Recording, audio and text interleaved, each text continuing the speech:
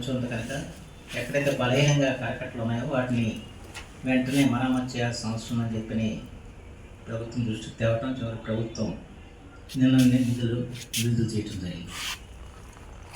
ఇకపోతే రోడ్ల విషయానికి వచ్చేప్పటికీ గతంలో తెలుగుదేశం ప్రభుత్వంలో వాడవాడల చందన్నపాట పేరిట సిమెంట్ రోడ్లు పెద్ద ఎత్తున వేశాం. గత 5 సంవత్సరాలుగా ఆ పరిస్థితి లేదు. మళ్ళా తిరిగి రోజున పవన్ కళ్యాణ్ గారు ముఖ్యమంత్రిగా ఆయన పంచాయతీరాజ్ గ్రామీణాభివృద్ధి శాఖను తీసుకుని పల్లె పండగ పేరిట వారు మనకి నిధులు ఇవ్వడంతో ఇవాళ గ్రామాల్లో మనం సిమెంట్ రోడ్లు వేసుకునే అవకాశం మనందరికి కూడా కలిగింది.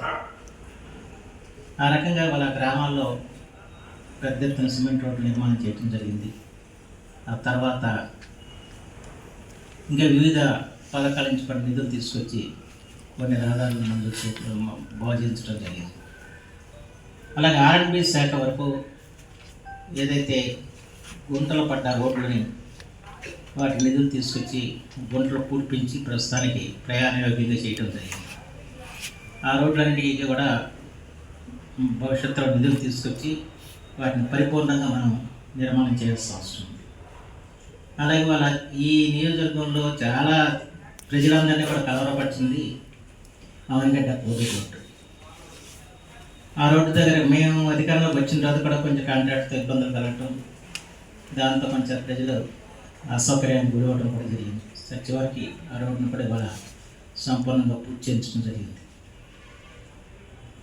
అలాగే గొల్లమం దగ్గర ఈ వరదకి అక్కడ రోడ్డు కొట్టుకుపోవటం, ఎదురుముండి గొల్లమంద రోడ్డు, ఆ విషయాన్ని ఉప ముఖ్యమంత్రి పవన్ కళ్యాణ్ గారి దృష్టికి తీసుకెళ్తే అయితే అది ఒక టెండర్ దశలో ఉంది.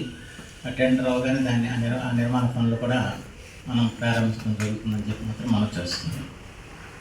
అలాగే ఆరోగ్య విషయానికి వస్తే ఇవాళ ఎవరైతే శస్త్రచికిత్స చేయించుకున్న వాళ్ళు ఉంటారో వాళ్ళందరికీ కూడా ముఖ్యమంత్రి సహాయ నిధి నుంచి మనం ఇంత పెద్ద సహాయం ఎప్పుడు కూడా ఇవ్వాలి. దాదాపు 2 కోట్ల రూపాయల సహాయం మనం అందజేయడం జరిగింది. ఈరోజు కూడా పొద్దున కొంతమందికి చెక్కులు పంపిణీ చేయడం జరిగింది.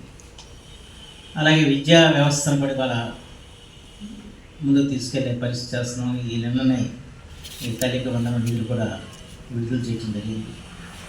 అలాగే గత 5 సంవత్సరాలుగా హాస్టల్స్, బీసీ హాస్టల్ కానీ సాంఘిక సంక్షేమ హాస్టల్స్ కానివ్వండి, వాటిని ఎక్కడ కూడా కనీసం సున్నం పెట్టిన పరిస్థితి కూడా లేవు. ఈ ప్రభుత్వం ఏర్పడి